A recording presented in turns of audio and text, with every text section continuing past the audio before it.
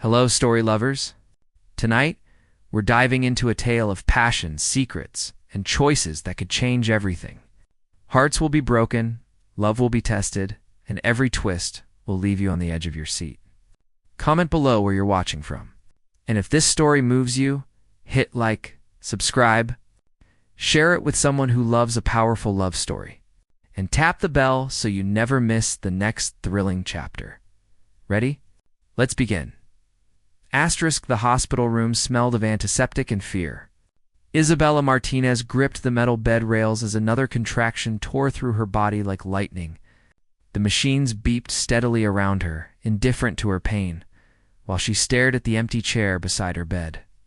"Mrs. Martinez, you're doing beautifully," the nurse said, adjusting the foredrip. "Your husband will be here soon, I'm sure." Isabella almost laughed through the agony. Marcus had left that morning for what he called an important business meeting. Promising to return before their daughter arrived, that was 8 hours ago. Her phone had gone straight to voicemail for the last 3 hours. The truth hit her harder than any contraction. She was giving birth to their first child completely alone. "Push now, Isabella," Dr. Rodriguez commanded from between her legs. "I can see the head." Through tears of exhaustion and heartbreak, Isabella bore down with everything she had. Not for Marcus, who had abandoned her in her most vulnerable moment, but for the tiny life depending entirely on her strength. Minutes later, a perfect baby girl slipped into the world, her cries piercing the sterile air. Isabella sobbed as they placed the warm, slippery bundle on her chest, love overwhelming every other emotion. "She's beautiful," the nurse whispered. "What's her name?" Alina, Isabella whispered, stroking her daughter's dark hair. "Her name is Alina." As if summoned by the sound of new life, the door burst open. Marcus stepped in, his expensive suit wrinkled. His tie loosened, reeking of alcohol and perfume that wasn't Isabella's.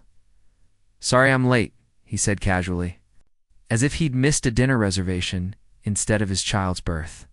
Traffic was murder. Isabella looked up at him. This man she'd loved and trusted, and felt something cold and final settle in her chest. His eyes were bloodshot, his lips stained with lipstick, and he couldn't even look at his newborn daughter. "Where were you?" she asked quietly. Marcus shifted uncomfortably, glancing at the baby with what looked like disappointment. "I told you, business meeting. Important clients. You smell like another woman." The words hung in the air like a death sentence. Marcus's face hardened, all pretense dropping away. "Don't be dramatic, Isabella. I'm here now, aren't I?" She studied his face, seeing him clearly for perhaps the first time in their 5-year marriage. The coldness in his eyes when he looked at Alina, the way he kept checking his phone even now, the complete absence of joy or wonder at this miracle they'd created. "Get out," she said softly. "What?"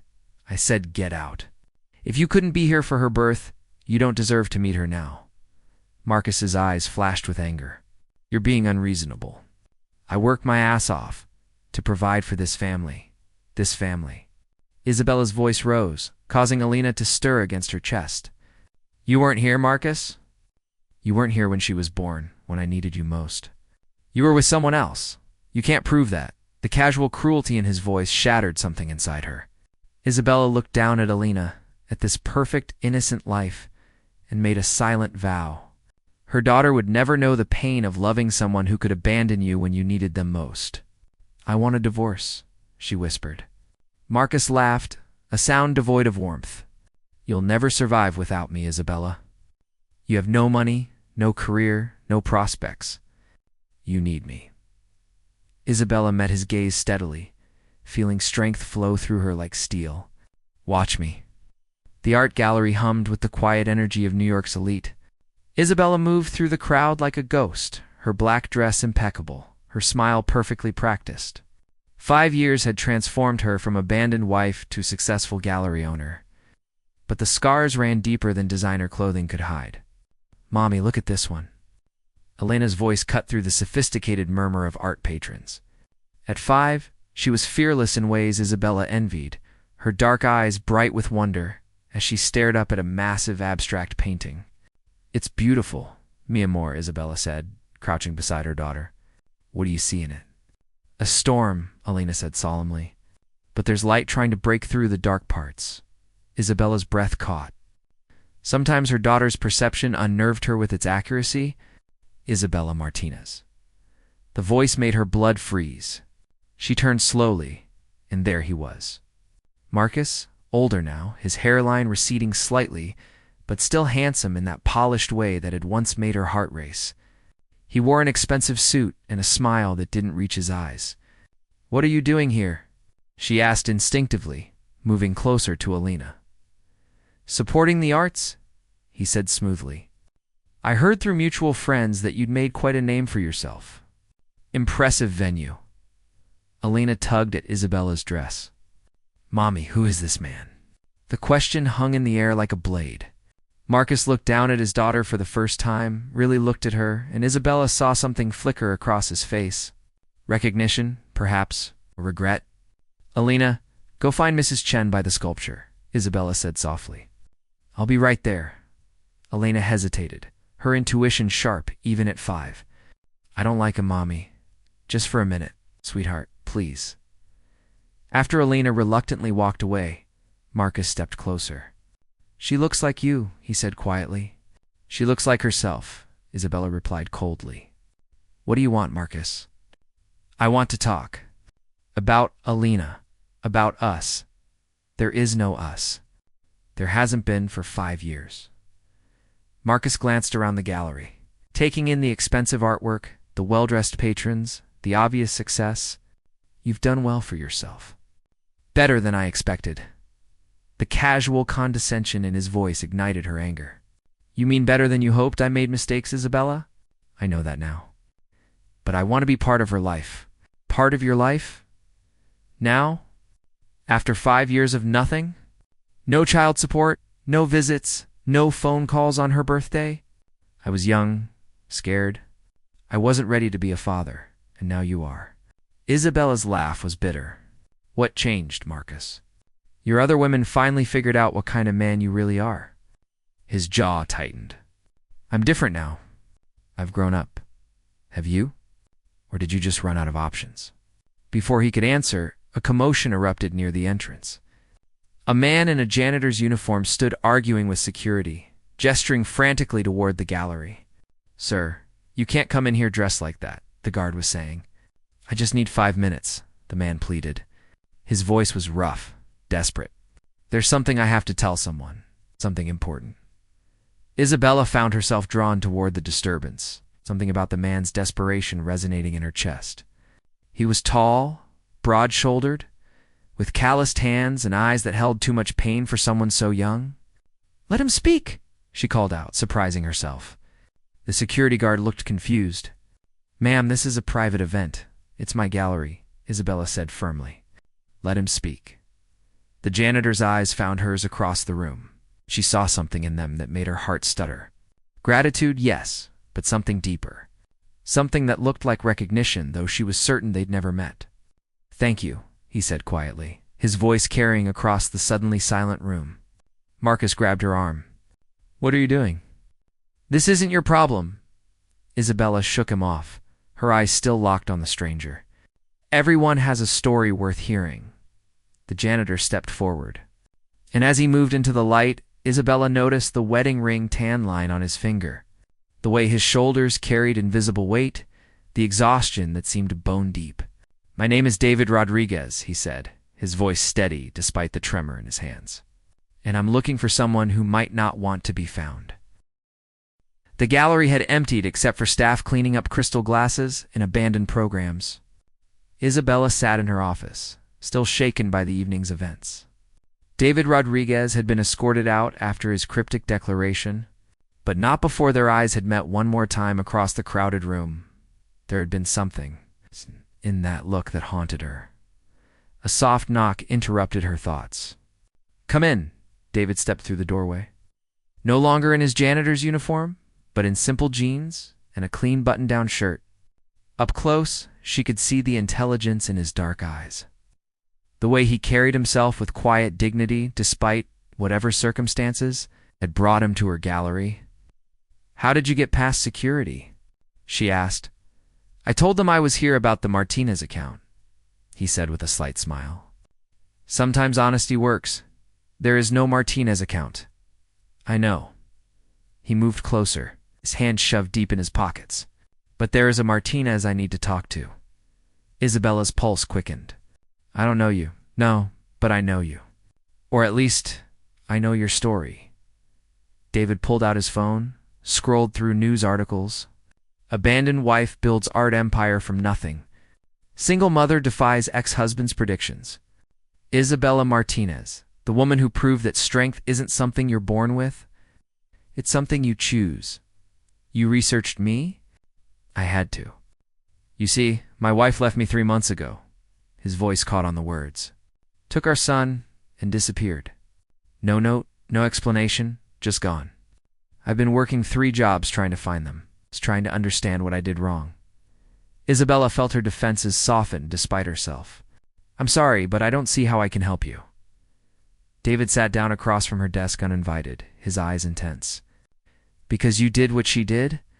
You left when things got hard. Excuse me? Ice crept into Isabella's voice. Your husband was at the hospital today, wasn't he? When Alina was born? The question hit her like a physical blow. How do you know about that? Because I was there too. Not in your room, but in the hallway. My wife was in labor with our son, and I was terrified. So terrified that I went outside for air and saw your husband in the parking lot. On the phone, crying, Isabella's world tilted. That's impossible. Marcus wasn't crying. He was having an affair? David's voice was gentle but relentless. That's what you thought, wasn't it? What you told yourself to make leaving easier? He smelled like perfume. Alcohol. He was late. Didn't care about Alina. He smelled like my wife's perfume because she was having a panic attack in the parking lot. And he helped calm her down. The alcohol was from the flask he'd been drinking from because he was scared out of. His mind about becoming a father.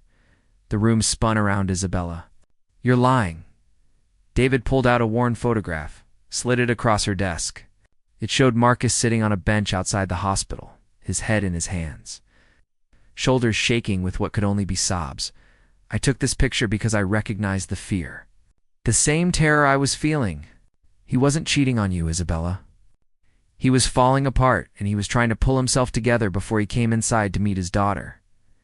Isabella stared at the photograph, her carefully constructed narrative crumbling.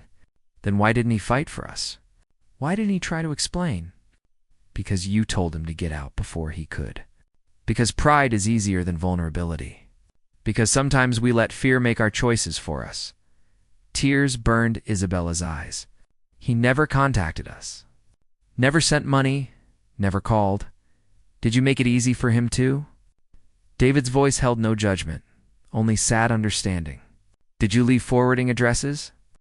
Keep the same phone number? Or did you disappear as completely as my wife did? The truth hit her like an avalanche. She had changed everything. New apartment, new phone, new last name for Alina. She had made herself impossible to find, telling herself it was protection when really it had been punishment. Why are you telling me this? She whispered. David leaned forward, his eyes bright with unshed tears. Because I've spent 3 months trying to understand how love can turn into something so cold that you can abandon the people who need you most. And tonight, I saw you with your daughter, saw the way you love her, and I realized something. What? You didn't abandon anyone? You were protecting her from what you thought would hurt her. Just like my wife protected our son from what she thought would hurt him. Just like Marcus protected himself from the fear of not being enough. Isabella's hands trembled as she set down the photograph. Your wife, why did she really leave? David's smile was broken. Because I worked so much trying to provide for our family that I forgot to actually be part of it. Because I was so afraid of failing as a father that I became exactly what I feared. Because love isn't enough when it's mixed with so much fear that it becomes unrecognizable. The office fell silent, except for the distant sound of traffic below. Isabella looked at this stranger who had just dismantled her entire understanding of her past and felt something shift inside her chest. What do you want from me? She asked. Help me find them. And maybe, help yourself find the truth you've been running from for 5 years. Isabella looked toward the door. knowing Marcus was probably still in the building somewhere, waiting. For the first time in 5 years, she wasn't sure if she was strong enough for what came next. 2 weeks later, Isabella found herself in David's cramped apartment, surrounded by photographs, phone records, and detective reports. The walls were covered with pictures of a beautiful woman and a dark-haired boy who looked exactly like his father. "Her name is Carmen," David said, pointing to a photo of his wife laughing at the beach. "And this is Miguel, our son. He just turned 4. Isabella studied the pictures, seeing the love in every captured moment. "They look happy. We were happy. Or I thought we were." David sank into a chair, exhaustion etched in every line of his face. "I found out yesterday that Carmen took a job in Portland 6 months before she left. She was planning this for a long time. Maybe she was just trying to find her own way like I was." David shook his head. "No, there's more. The private investigator I hired found bank records. She's been moving money to accounts I didn't know about for over a year. And there are phone records showing calls to a number in Oregon that goes back 8 months. Isabella felt a chill. "You think she was planning to leave you for someone else?" "I think she was planning to disappear with our son, and she didn't care who she destroyed in the process." David's voice was bitter. "Just like you disappeared with Alina." The comparison stung. "That's not the same thing, isn't it?" David turned to face her fully. "You took Marcus's daughter away from him based on assumptions and hurt feelings. You never gave him a chance to explain, never tried to work things out. You just decided you knew best and disappeared." Isabella stood abruptly. "I was protecting my daughter from a man who abandoned us. You were protecting yourself from being vulnerable again. There's a difference. You don't know what you're talking about." David laughed harshly. "Don't I? I've been watching you for 2 weeks, Isabella. I've seen how you react every time Marcus tries to contact you.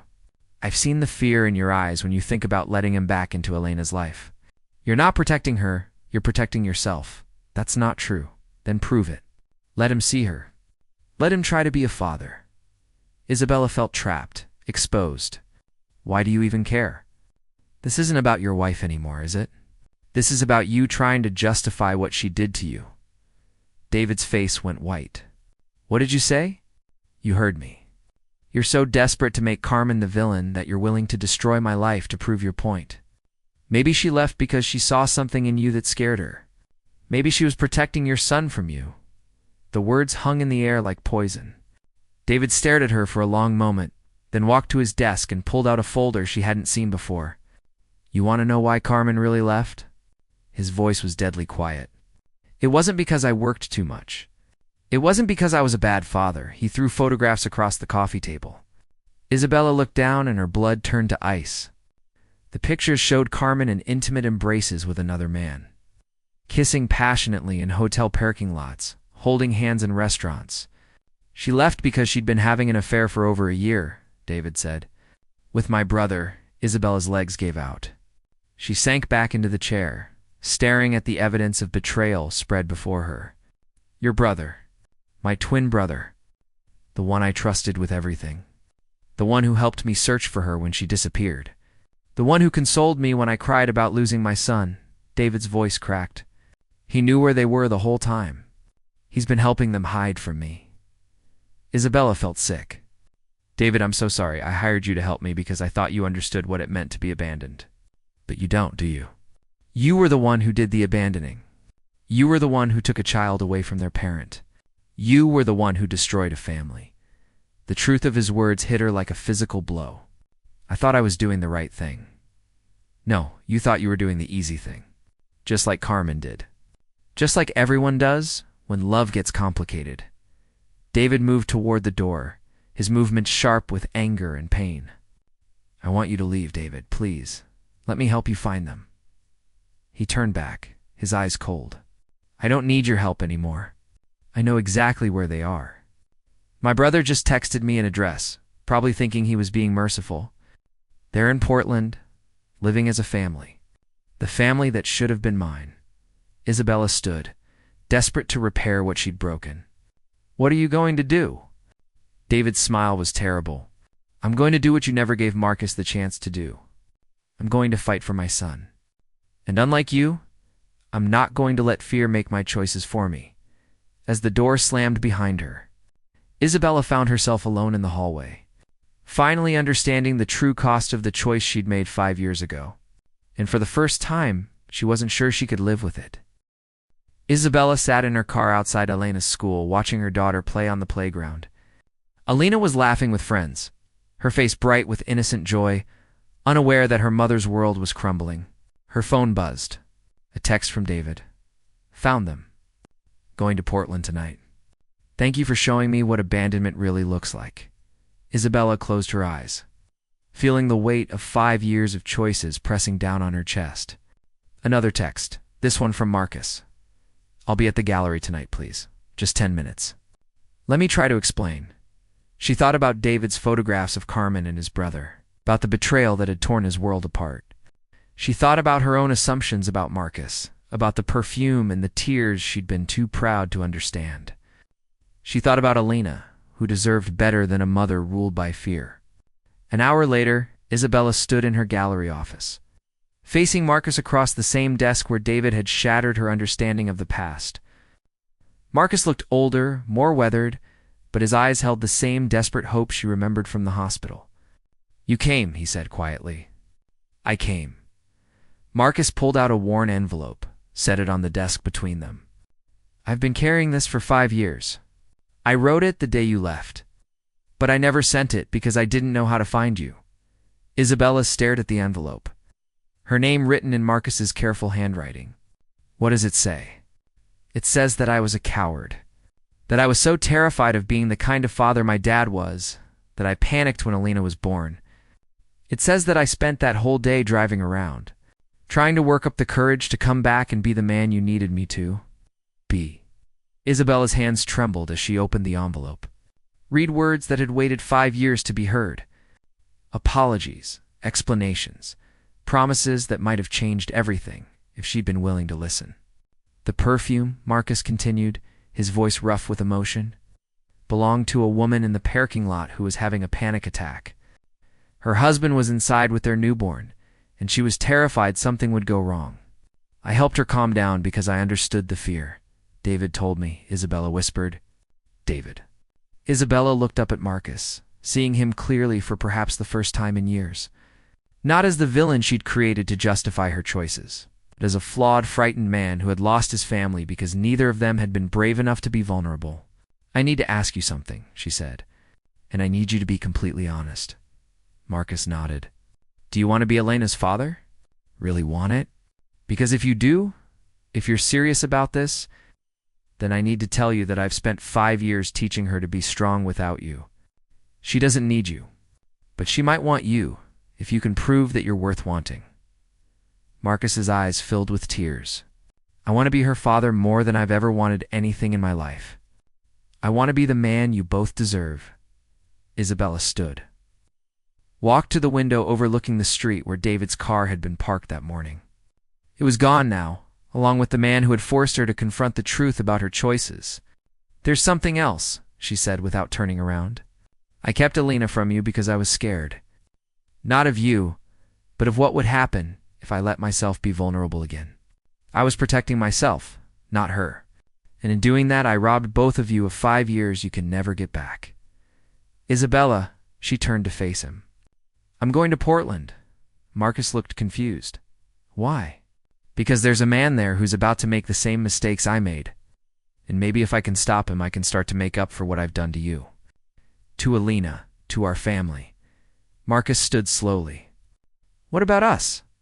Isabella walked to her desk, pulled out a set of keys, and handed them to Marcus. Elena gets out of school at 3:30. She likes chocolate chip cookies and stories about dragons. She's afraid of thunderstorms, but loves the rain. She asks a million questions and remembers every answer. She's the best thing I've ever done, and she's half yours. You're trusting me with her? I'm trusting you to be the father she deserves. The father you should have been 5 years ago. The father you can choose to be starting now. Marcus took the keys with shaking hands. What if I mess this up? Isabella smiled through her tears. Then you figure it out and try again. That's what parents do. That's what love does. She grabbed her purse and headed for the door, pausing only to look back at the man she'd once loved, might love again, and was finally brave enough to trust. Tell her I'll be home soon. And Marcus, tell her the truth. She's stronger than we gave her credit for. 3 days later, Isabella returned from Portland with David and his son Miguel. Reunited after she'd convinced Carmen that running from love only created more pain. She found Marcus and Alina in her apartment kitchen, flour in their hair, frosting on their faces, laughing over a slightly lopsided birthday cake. "Mommy?" Alina ran to her, eyes bright with joy. "Daddy's teaching me to bake. He says sorry doesn't have to be words. It can be chocolate chip cookies too."